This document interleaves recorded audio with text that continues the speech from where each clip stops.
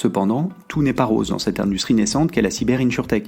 Quelques semaines seulement après son dernier tour de financement en juin 2021, la start-up annonce réduire son niveau de couverture à 5 millions de dollars contre 10 millions de dollars auparavant. Bienvenue à toutes et à tous dans Tonalité Insurtech, l'histoire.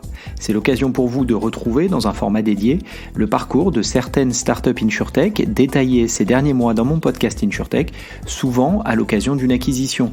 Et si vous ne le connaissez pas déjà, le podcast complet revient chaque mois sur l'innovation et la technologie au service de l'assurance. On y détaille les dernières levées de fonds et on décrypte une tendance majeure de la scène Insurtech. Pensez donc à vous abonner pour ne pas rater le prochain numéro. Il y a quelques jours, Travelers annonçait le rachat de la startup Corvus Insurance, spécialisée dans l'assurance cyber. Mais connaissez-vous vraiment toute l'histoire de cette Insurtech américaine ? C'est ce qu'on redécouvre ensemble à travers ce nouvel épisode. Par ailleurs, le prix de vente ayant été rendu public, cela nous donne un excellent comparable alors que la cyber-Insurtech est le thème phare de la scène européenne depuis quelques temps déjà. Nous en parlons régulièrement dans ce podcast d'ailleurs. Corvus Insurance a été officiellement lancée en février 2017 à Boston aux États-Unis. Elle propose alors une solution d'assurance pour les TPE-PME et met en avant sa capacité à utiliser de nouvelles sources de données, souvent issues de partenariats, et couvrant des éléments aussi variés que les réseaux sociaux, la téléphonie mobile, les objets connectés, etc. Cela lui permet d'alimenter sa plateforme Crowbar, ouverte aux courtiers et porteurs de risques, pour accéder à toutes les informations liées aux polices d'assurance en temps réel. Vous l'aurez compris, Corvus Insurance adopte à son lancement un positionnement de MGA, et l'objectif est d'apporter à l'assurance commerciale le niveau d'expérience utilisateur constaté dans bon nombre d'autres industries. Très rapidement, en mars 2018, elle annonce un premier tour de financement de 4 millions de dollars auprès de Bain Capital Ventures. Elle annonce alors explorer l'assurance cyber. Quelques mois plus tard, en novembre 2018, la startup annonce une nouvelle levée de fonds de 10 millions de dollars cette fois-ci. Aux côtés de Bain Capital Ventures, le tour est mené par 2 fonds américains. À nouveau, la startup met en avant sa capacité à repérer, accéder et analyser des jeux de données connexes pour anticiper, pour ne pas dire prévenir, les sinistres. À cette époque encore, Corvus Insurance est généraliste et s'intéresse tout particulièrement aux industries de l'agroalimentaire et de la pharmaceutique qui ont en commun d'utiliser de nombreux capteurs justement. L'assurance cyber n'est pas encore au cœur du projet. À l'occasion d'un 3e tour de table, à l'orée de la pandémie en janvier 2020, Corvus Insurance annonce avoir levé 32 millions de dollars auprès de Telstra Ventures, un fonds australien, qui rejoint les investisseurs historiques qui remettent tous au pot. Si le focus sur l'appréhension et la mesure des risques est confirmé dans cette levée, il est fait mention explicitement d'une volonté d'accélérer en particulier sur les risques cyber, alors grandissants. Les fonds doivent permettre de renforcer les équipes, notamment sur la partie souscription, produits et data science. Le tout afin de donner aux acteurs de l'assurance de meilleurs outils pour appréhender, anticiper et estimer le risque cyber.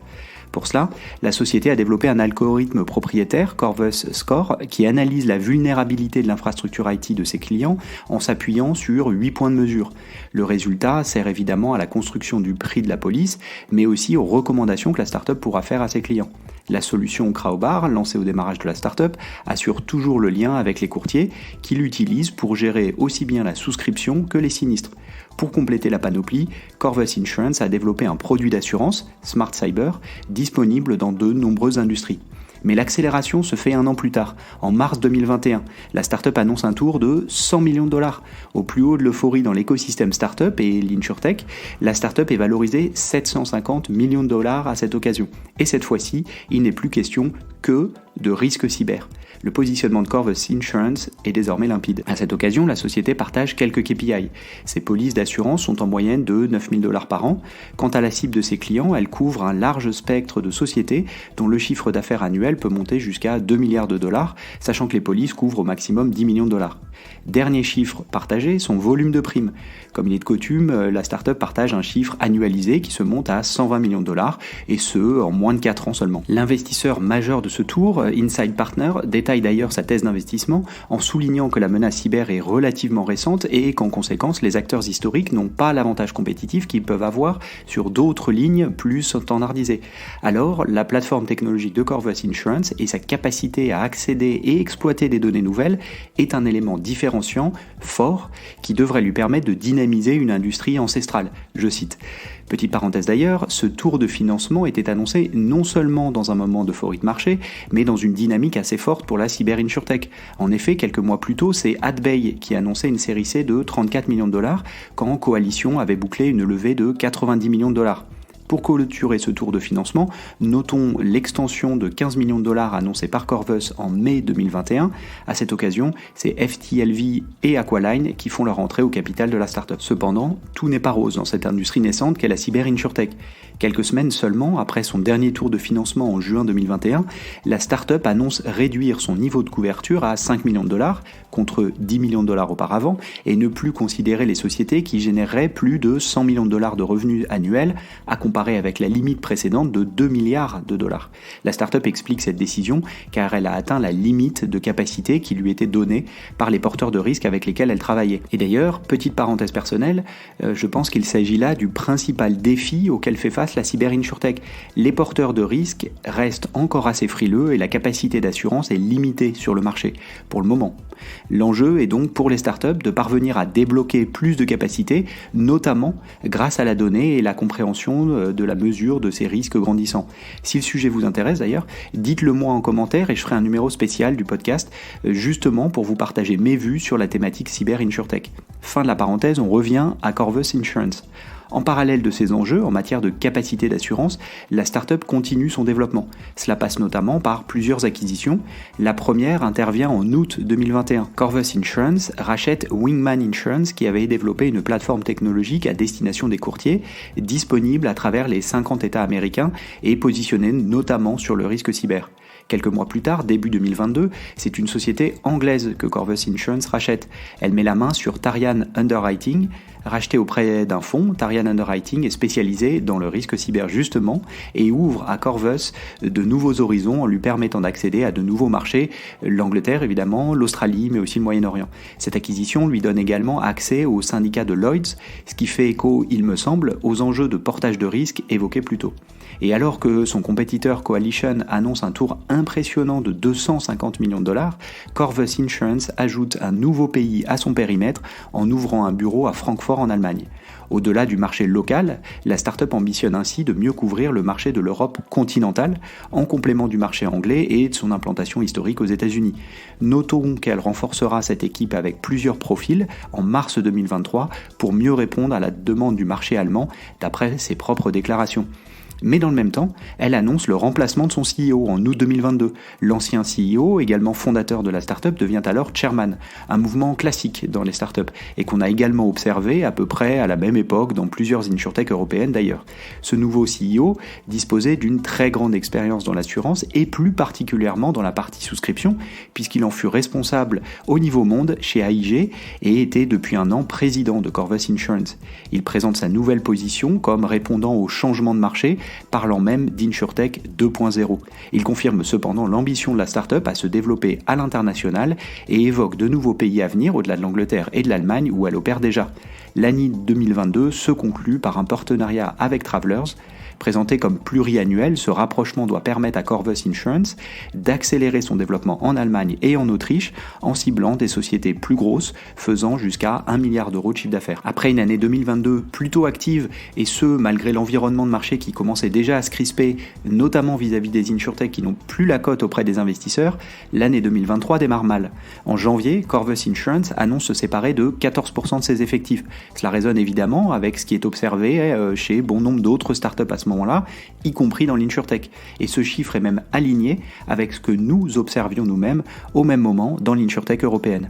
En parallèle, elle annonce un ultime tour de financement de 31 millions de dollars réalisé auprès de 14 investisseurs dont elle ne précise pas l'identité. Cette annonce, peu documentée, est faite par FinTech Global sur la base d'un document de la SEC, le gendarme boursier américain. En mars de cette année, Corvus Insurance se rapproche de la banque d'affaires Nomura dans l'optique de lever de nouveaux capitaux pour soutenir ses activités de souscription d'assurance. En avril, c'est le responsable de l'assurance qui quitte la start-up. Et en juin 2023, un nouveau président est nommé. Après une carrière de plus de 20 ans dans l'assurance, il rapporte directement au CEO et sera en charge de superviser toutes les activités en lien avec l'assurance. En septembre, Corvus annonçait le renforcement de son partenariat business avec Travelers, notamment pour cibler le marché américain, au-delà du marché européen déjà couvert par l'accord signé l'année précédente. Finalement, le 3 novembre 2023, l'assureur américain Travelers annonce le rachat de Corvus Insurance pour un montant de 435 millions de dollars. À cette occasion, le communiqué de presse révèle que la start-up a dépassé les 200 millions de dollars de primes d'assurance vendues. Profitons de ces chiffres rendus publics pour faire quelques analyses qui pourraient constituer un précieux benchmark pour les startups insurtech qui se développent actuellement en Europe. Déjà, on peut noter que le prix de sortie, 435 millions de dollars, est inférieur à la valorisation annoncée lors du plus gros tour de financement en 2021, qui valorisait alors la startup 750 millions de dollars. Pas sûr que ce soit une surprise, tant les chiffres d'alors étaient importants, tous les graphiques de levée de fonds témoignent rétrospectivement de l'emballement à cette époque. Au-delà de cette comparaison, deux ratios m'intéressent particulièrement.